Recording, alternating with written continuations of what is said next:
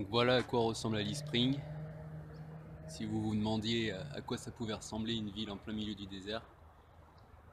Donc 20 000 habitants, c'est juste ça. Voilà, c'est fini. Alice Spring, c'est juste ça. Et ben je trouve ça magnifique. Alors, je trouve ça très charmant. C'est comme si en Australie, toutes les villes avaient le même pack de texture, avec les mêmes arbres, la même herbe, un peu comme dans les Sims 2, là, vous savez. T'as le choix entre 5 tapisseries, 5 arbres différents et 5 je sais pas quoi. Bah ici, non. Ici, on trouve une ville originale, différente, avec son propre charme. Et puis c'est entouré du désert, hein, sur des milliers, enfin des milliers. Sur 1000 km au nord, 1000 km au sud, il n'y a rien quoi. Et voilà, il y a des espèces de montagnes, dunes sableuses, caillouteuses là. Là, on se sent vraiment dans un autre pays quoi. On se sent en Australie là.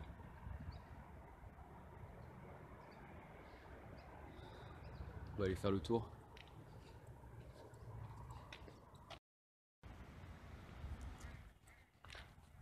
Je sais vraiment pas pourquoi c'est un endroit dans lequel je voulais vraiment venir à Alice Spring. Avant même de venir en Australie, je me suis dit je viendrai ici, ça sera trop bien.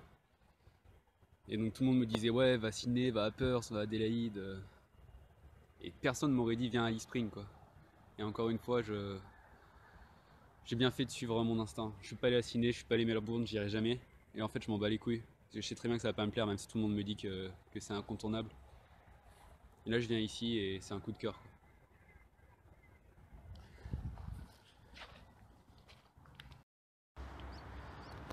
Là en bas, là cette petite boîte avec des inscriptions en blanc sur rouge là, c'est la laverie des raies. Donc je suis le 4e ray à passer dessus. Donc là cet après-midi j'ai mon training et normalement je vais bosser là-bas, on va voir comment ça se passe. Ce midi avec mes pâtes, ça va être du bœuf rôti, la sauce tacos, la roquette parmesan, café froid gratuit. C'est vraiment incroyable ce qu'on peut trouver. Ce matin il y avait des œufs, je me suis fait une omelette. Je crois que tous les jours je vais avoir droit à un petit festin gratuit en fait hein, ici. En fait, c'est une auberge où genre les gens ils viennent tous un jour et ils se cassent quoi. Les touristes ils viennent à Alice pour visiter Ayers Rock et ils laissent tout quoi. Tous les jours c'est le paradis quoi. Du beurre de cacahuète, des patates, c'est vraiment incroyable. Là, tout ça c'est gratuit. Tout ça c'est gratuit. Tout ça c'est gratuit.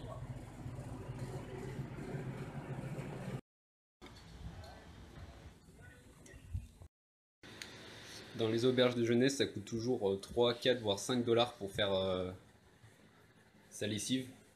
Alors pour faire sa lessive à prix malin, on peut par exemple s'enfermer dans les toilettes, si c'est possible, ou la douche, et faire là-dedans quoi. C'est vraiment des enculés, hein, parce que une fois que t'as lavé, si tu veux sécher, c'est encore 5 dollars de plus. Enfin, tu te fais des lessives à 10 dollars quoi, dans les backpackers, alors que tu payes déjà 25 boules la nuit. Voilà, on fait des économies comme on peut. Hein. Donc ça fait plus d'un mois et demi que je suis à Alice Spring là, et donc je propose qu'on passe une petite journée ensemble. Donc en arrivant là, j'ai passé 4 semaines et demie à alterner entre des auberges de jeunesse de merde. Et là finalement j'ai trouvé cet endroit là qui est vraiment sympa. Donc là j'ai ma chambre pour moi tout seul, avec lit double, je capte le wifi. Donc c'est très spacieux, je peux foutre toute ma merde par terre. Et ouais par contre j'ai des rideaux. C'est ma chambre quoi. Mais c'est très pratique en fait d'avoir des rideaux, ça fait gagner du temps. Je vois pas à quoi ça sert d'avoir une porte. Et puis si je rentre d'ici, je peux passer par-dessous le rideau comme ça. Hop, je rentre dans ma piole. Très pratique. Ça fait gagner quelques secondes à chaque fois que je dois rentrer et sortir. Donc je suis le seul à avoir une chambre pour une personne. Les autres ils sont tous en dortoir et ils payent plus cher. Donc je sais pas, c'est peut-être un des privilèges d'être un mâle blanc. Parce que je suis le seul blanc ici, il y a 55 asiates. Donc ça ressemble vraiment à une déchetterie en fait. Regardez ça, c'est n'importe quoi. Alors, une trottinette, des tableaux, des couverts. Ça me fait penser à Fukushima, quand je visitais les maisons délabrées là. Puis ouais, il y a des trucs en japonais de partout. Et je peux même me mettre des races, il y a plein d'alcool. Champagne, la bouteille est pleine. C'est à ça qu'on voit qu'il n'y a pas de blanc ici, parce que tu mets 2-3 blancs et ben les bouteilles elles disparaissent. Et il y a un truc qui est bien en plus, ouais, quand on n'a pas de blanc, c'est que déjà on se tape pas des hippies backpackers de merde là, avec leur ukulélé. Et deuxième chose, on n'a pas à s'inquiéter des voleurs, quoi. Moi je laisse mon PC derrière mon rideau avec pas mal d'argent et tout, et je m'inquiète pas, quoi. Comme si l'alcool personne le pique, c'est qu'il y a personne qui va aller fouiller dans ma chambre, quoi. Enfin bref. Donc ça c'est mon vélo. quand on loge ici, on nous donne un vélo. Ça c'est cool aussi. Là-bas il y a le petit coin clope. Clope, bouquin, café. Je m'assois souvent là le matin comme j'ai rien à faire. C'est très sympa, hein. Là c'est la cuisine. On va voir s'il y a des Chinois. Ah bah non, il y a tout le monde qui bosse le matin. Les Asiates ici ils ont tous 2-3 jobs, hein. Ils bossent comme des fous. C'est assez impressionnant. Moi en général le soir je rentre, je me mets sur une table où il n'y a personne avec ma capuche et je mange mes pâtes. Et ouais, on dit que les Asiates ils sont très communautaires et restent entre eux, ce qui je trouve est assez vrai. Mais ici, vraiment convivialité 9 sur 10, quoi. Genre, je m'assois toujours, ils viennent toujours me proposer des clopes, m'apporter à manger, me parler, me faire goûter ce qu'ils cuisinent. Ils sont vraiment super sympas, que ce soit les Chinois, les Japonais, les Coréens, enfin tout le monde. Il y a plein de vélos, hein. Ça fait un peu penser au Japon, à part qu'il n'y a pas de panier dessus. Mais là, il n'y en a pas beaucoup parce qu'ils sont tous au travail. Et ouais, comme Alice Springs c'est petit, il n'y a pas besoin de voiture en fait, il y a juste besoin d'un vélo. Il y en a pas mal qui ont des scouts aussi. C'est sympa, hein. Là-bas après je vais pas aller voir, mais il n'y a que des chambres. Et pour les gars vraiment déter, là on peut dormir dans des tentes pour payer encore moins cher.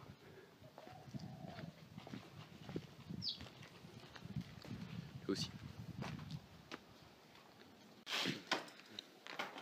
Moi je prends le vélo pour aller taffer, parce que j'ai vendu ma voiture. La voiture elle me sert à rien ici maintenant que j'ai le vélo. Et puis c'est bien plus agréable de prendre le vélo. Puis de toute façon ma voiture elle commençait à mourir un peu, il y avait l'embrayage qui était dur. Et donc si je voulais réparer ça, ça me coûtait 700$, donc quasiment le prix de la voiture. Donc je l'ai vite vendu à des aborigènes. Donc je l'avais acheté 1000$, je l'ai revendu 1000$ avec l'embrayage quasiment mort. Ouais, les gars ils sont venus voir la voiture, je leur ai fait vous voulez essayer, ils m'ont dit non, c'est bon, ils m'ont donné le cash et ils avaient même pas de permis, ils sont barrés avec. Enfin on a vite fait remplir les papiers et puis je me suis débarrassé de ma poubelle comme ça, c'était rapide et c'est un soulagement de m'en être débarrassé parce que une voiture c'est quand même des problèmes et puis elle servait à rien. Donc pour revenir à mon logement, c'est un peu un endroit caché. On le trouve pas sur internet facilement. Moi je cherchais un endroit comme ça avec des gens qui restent sur le long terme pour travailler et qui soit pas trop cher et qui soit pas en dortoir de 16. Et sur Google on trouve pas, quoi. Il y a sur des pages et des pages, c'est que les hôtels. Enfin c'était pas ce que je recherchais. Et en parlant aux Asiates de la laverie là, j'ai pu trouver ce petit campus. Les Asiates de toute façon ils ont toujours les bons plans. Sinon à Alice Springs niveau job il n'y a pas grand chose en fait, hein. Y a des gens qui surestiment un peu cet endroit en fait. Pour les backpackers, niveau chantier, niveau ferme, il n'y a rien du tout. Enfin quasiment rien. Et il n'y a que des trucs liés au tourisme, genre je sais pas, hôtel, restaurant, faire le ménage dans les administrations, je sais pas, ce genre de conneries. Dishwasher, mais c'est que des part-time. Donc en fait tous les Chinois qui sont dans mon campus là, ils ont tous deux voire 3 jobs qu'ils accumulent. Et quasiment tous les jobs en fait ils sont verrouillés dans mon campus, c'est-à-dire que dès qu'il y a un... Enfin tous les jobs pour backpackers c'est les Chinois qui les ont, et dès qu'un Chinois part, et ben il y a le Chinois derrière qui remplace quoi. Donc c'est quasiment impossible de se faufiler entre et arriver à refiler son CV pile au bon moment. Trouver par soi-même c'est vraiment compliqué là. Il faut vraiment être sur ce campus et parler aux Chinois pour récupérer les plans. Donc moi je pourrais bosser plus aussi, hein. Je pourrais rajouter un taf le matin ou le soir, mais j'ai vraiment pas envie, hein. Là je termine l'Australie sur une note positive, j'ai pas trop envie de faire l'esclave. J'ai un mode de vie super relax et simple. Tiens, il y a Tetsuya là, il bosse à la laverie avec moi. On va lui dire bonjour. Good morning. De toute façon, à quoi ça sert de travailler plus au final? Que je rentre avec 25 000 ou que je rentre avec 25 000 en faisant pas l'esclave, là, en ayant un mode de vie très agréable pendant encore 2 mois, ou rentrer avec 28 000 en charbonnant et en profitant pas du tout. Moi, je préfère être tranquille, me lever le matin pour prendre mon petit déjeuner et profiter de ma matinée, mais pas me lever le matin pour travailler. Ça fait quand même une énorme différence, hein. J'ai vraiment l'impression d'être en vacances. Là, après je pars tranquille, là à 11h45 je pars bosser. Ah, je fais mon petit vélo le long de la rivière à sécher. C'est quand même un bonheur. Là il y a ce petit pont étroit là. Et ce petit pont il est étroit mais il est aussi rouge. Je trouve ça très atypique. C'est le genre de petit truc qui fait le charme d'Alice Springs, ça. Ça peut paraître anodin mais je trouve ça beau. Tous les jours, quand je traverse ce petit pont rouge et étroit et que je pars à la laverie, et ben je suis heureux. Voilà. Regardez. C'est très joli. Là, je suis dans le centre d'Alice Springs. Le but, ça va être de trouver des aborigènes. Voilà, c'est gagné.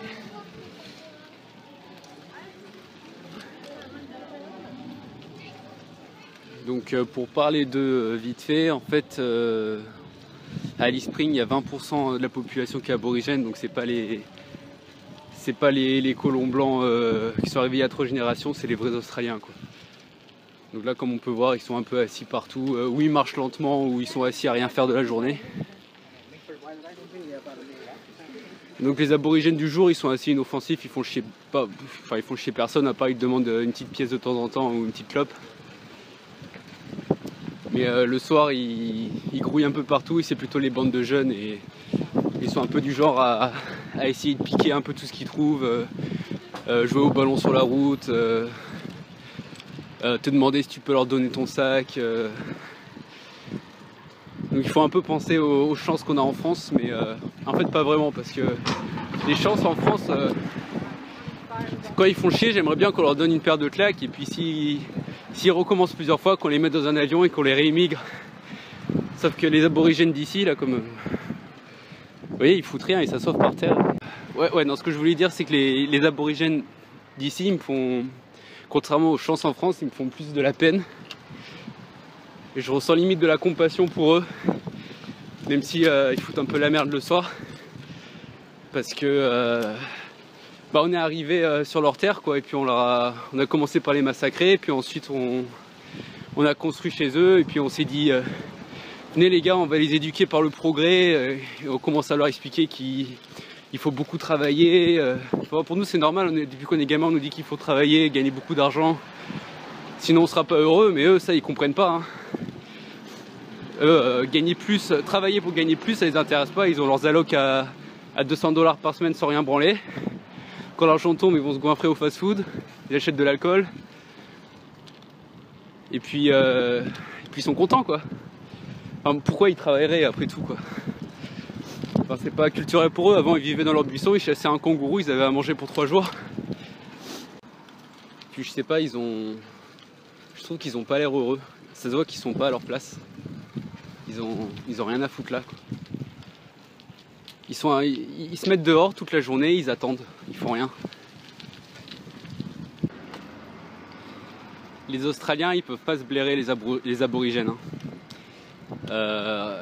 Ils essayent de faire des petites campagnes de pub ou dans les médias ou sur les arrêts de bus ou ça, pour sensibiliser aux pauvres aborigènes qu'il faut aider, tout ça. Mais contrairement en France où les Francs sont surprotégés par pas tous les médias, mais aussi par toute la gauchiasse et tous les jeunes et tout ça, ici ça prend, mais pas du tout, quoi. Les Australiens, ils peuvent pas se les voir. Et ouais, ils te disent, genre, ils mettent des chiens dans leur jardin parce que les chiens, ils sentent l'aborigène, quoi. Genre, il y a un aborigène qui passe la nuit, le chien, il se réveille, il aboie, quoi. Il fait fuir les aborigènes. Là, ici, cet endroit, c'est là où ils viennent chercher leurs allocs. Donc là, il fait froid en ce moment, donc on n'en voit pas trop, mais là, normalement, c'est rempli d'aborigènes ici. Moi, j'avais garé ma voiture ici quand je l'ai vendue, avec un papier 1000 $ dessus, et je recevais plein d'appels d'aborigènes qui voulaient acheter ma poubelle. Et là, c'est la laverie, là on arrive. In the heart of Australia. Alors voilà, ça c'est la laverie des raies. Donc rien de compliqué, on reçoit tous les draps des hôtels. Et les serviettes. Et donc on les lave, on les fout dans les machines, puis on les sèche. Et après là, le gros rouleau, c'est la repasseuse. Après on les plie. On les remet dans les sacs comme ça. Et on les renvoie pour être livrés. Donc 7 jours sur 7, 6 heures par jour, au salaire minimum, 23,66 $. C'est un peu un taf éco plus. Hein. Voilà, c'est tranquille. Alors là, je sors de la laverie, je suis avec Baby Shamble. Baby Shamble, je l'avais vu à Fukuoka et à Tokyo. À Fukuoka, dans la vidéo 6, là, il avait donné son avis sur la Strong 9% Ulichi. Une petite Strong 0, voilà, c'est fini. Là, je suis avec un du forum qui s'appelle Baby Shamble. Et c'est forme Japon aussi, petite Strong Ulichi. Alors, est-ce que tu peux nous raconter ton parcours en Australie, ce que tu as fait depuis que tu es arrivé? Je suis arrivé il y a 8 mois à Alice Springs, et puis voilà quoi. J'ai passé 1 heure d'escale à Brisbane, et sinon c'est ça. Donc depuis que tu es arrivé, tu es ici à Alice Springs, et qu'est-ce que tu as fait? Tu as fait que de la laverie? Ouais, la laverie, là j'ai commencé la boucherie tranquillement quoi. Donc maintenant tu packs un peu de viande le matin et tu essaies de gratter quelques heures de plus à la laverie en fin de journée. Voilà, c'est à peu près ça quoi. Voilà, c'est ça. Et la suite du programme, c'est c'est la boucherie et puis la laverie. Donc tu mets de côté quoi. Ouais, je mets de côté. Jusqu'à la fin de l'année. Ouais, jusqu'à la fin de l'année. Après revenir encore 1 an à Alice Springs, je pense, pour remettre de côté. Donc tu te fais 2 ans full Alice Springs. Ouais, il y a moyen, ouais. Après c'est sympa quoi. Merci beaucoup. Là je suis avec le frère Coco, en train de manger son kebab. Il est bon le kebab? Kebab australien. Ouais. On t'entend pas, parle plus fort. Nickel. Nickel, très bon. Moi je trouve que la viande n'est pas très bonne. C'est pas la même viande qu'en France. Ah, c'est de l'agneau quoi. Ouais. Bon bref, Coco, tu nous racontes un peu ton séjour en Australie. Qu'est-ce que tu as fait depuis que tu es arrivé? J'ai bossé à la laverie d'Himalaya. Ah, à la laverie, combien de temps? 2 semaines. 2 semaines 3 de laverie. semaines. D'accord, Ouais. 3 semaines. Et après je me suis cassé au McDo, mieux payé. 35 heures, 40 heures. D'accord, donc le McDo c'est plus facile que la laverie. C'est plus Ouais, sympa, ça ouais, paye clairement. mieux. Bonne ambiance et ouais, c'est nickel. Et comment t'as fait pour être pris au McDo? Candidature en ligne, rémunéré, 1 heure rémunérée. D'accord. Voilà, et j'étais prêt. D'accord. Toi t'as fait 4 ans de McDo en France, tu Ouais. viens en Australie et t'enchaînes sur peut-être 1 an de McDo Ouais, 6 mois sur je Alice. pense. 6 mois de McDo ici. 15 € net de l'heure, il n'y a pas de problème. T'es le roi des frites quoi. Ouais, roi des sandwichs. Bon, bah, merci pour ce témoignage poignant. Qu'est-ce que tu comptes faire à l'issue de tes 6 mois au McDo alors? Des projets? Choper la meuf. Choper la chinoise? Non, pas la chinoise. Ah, pas la chinoise, l'allemande.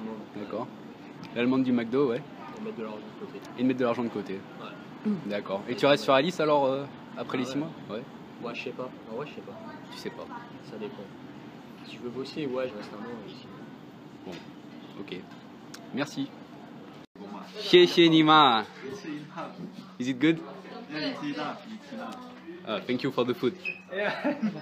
This is the chef. Hi. I cut his hairs. Yeah, hi. I make undercut for him. Hello.